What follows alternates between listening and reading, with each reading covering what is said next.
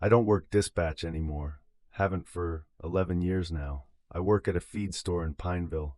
I lift 50-pound bags of horse grain and count inventory on a clipboard with a pencil. No screens, no phones. The loudest thing in my day is the bell on the front door, and I still flinch when it rings. I need to talk about the 3 calls from Coal Mountain Road. This was spring of 2014. Wyoming County 911 Center. If you know Wyoming County, you know it's one of the smallest in West Virginia. Coal towns gone to rust, population dropping every census. By 2014, we'd been cut from 8 dispatch positions to 4 per shift. Half the consoles in the room were dark, monitors off, chairs pushed in.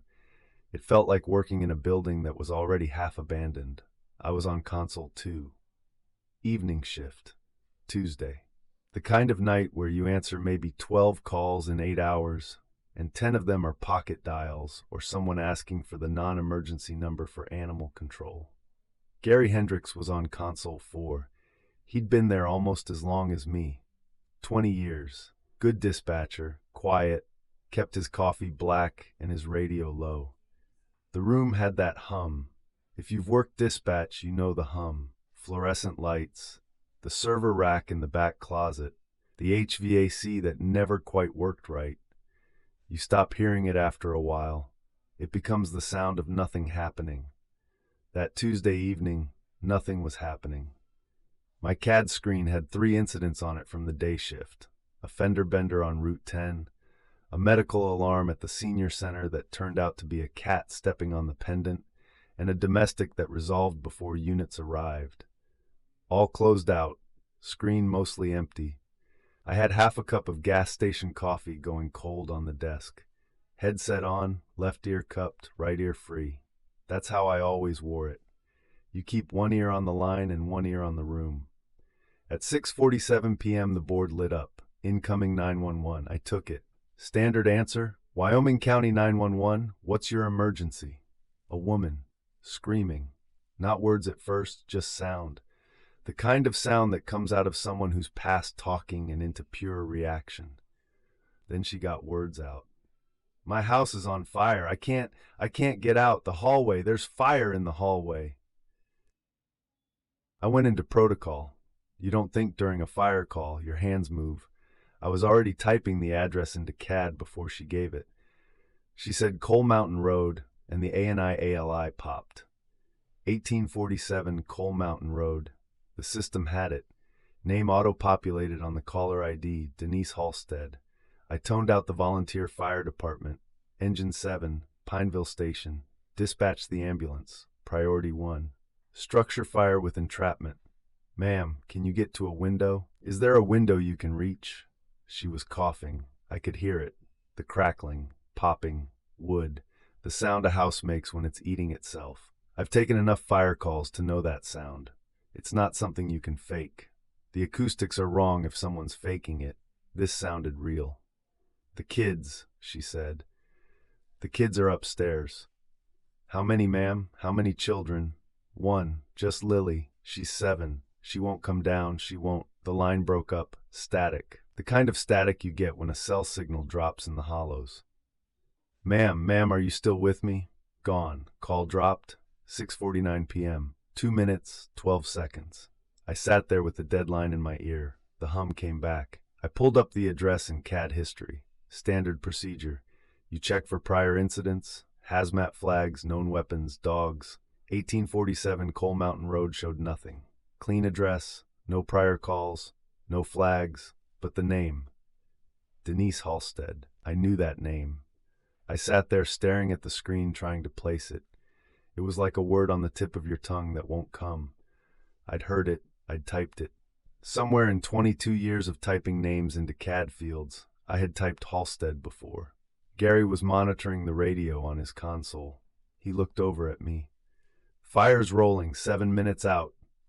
7 minutes. I wrote it in the CAD. ETA 7 minutes.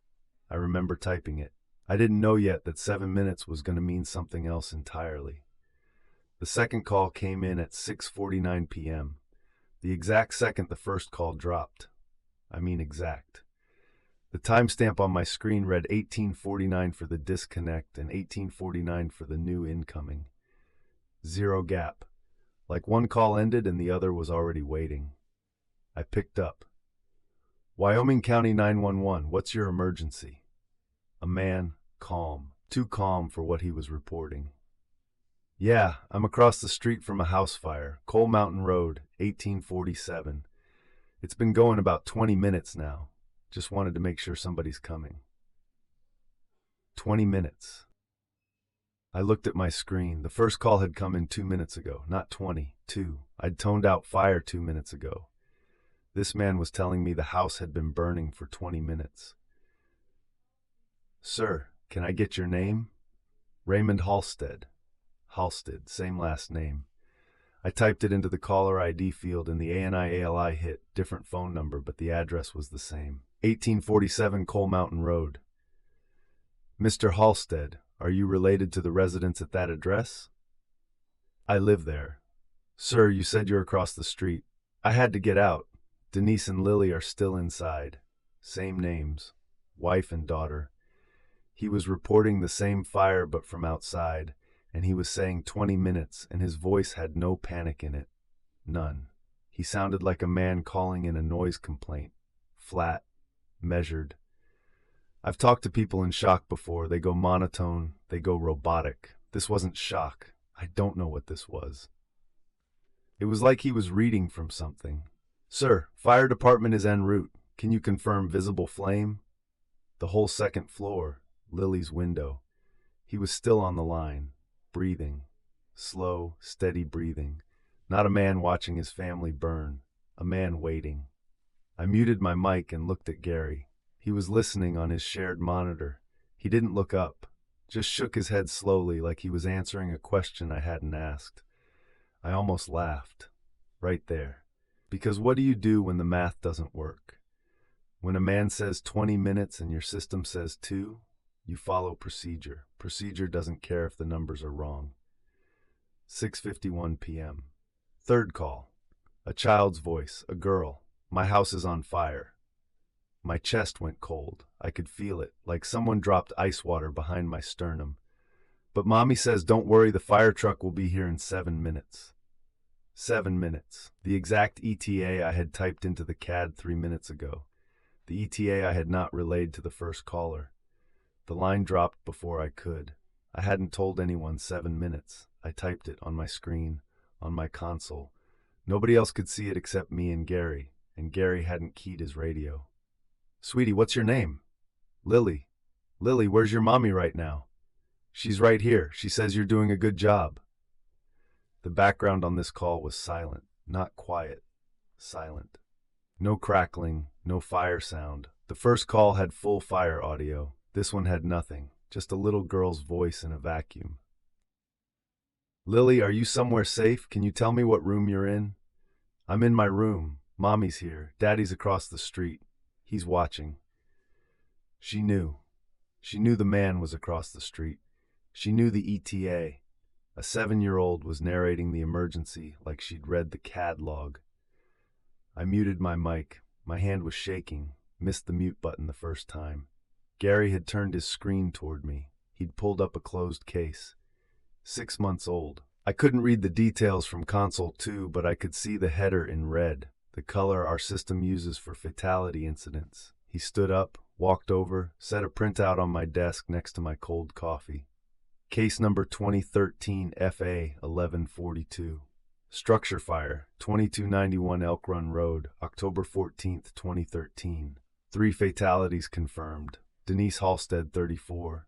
Raymond Halstead, 37. Lily Halstead, 7. Cause of death for all 3. Smoke inhalation and thermal injuries. Bodies recovered from the second floor. The daughter's room.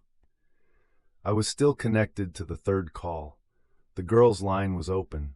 I could hear her breathing, light even, the way a child breathes when she's not afraid of anything. Lily, I said. I don't know why I said it. I should have disconnected. I should have flagged the calls as fraudulent and moved on, but I said her name. It's okay, she said. We just moved. The line went dead. Engine 7 radioed in at 6:58 p.m., 7 minutes to the second. Dispatch, Engine 7 on scene at 1847 Coal Mountain. There is no fire. Repeat, no fire. Structure is intact. No smoke. No visible damage. I keyed the radio. Engine 7, confirm address, 1847 Coal Mountain Road. Confirmed, 1847 Coal Mountain, 2-story wood frame, cold to the touch, no signs of fire, front door standing open. Gary took off his headset and set it on the desk. Something Gary never did during a shift. I requested a deputy for a welfare check.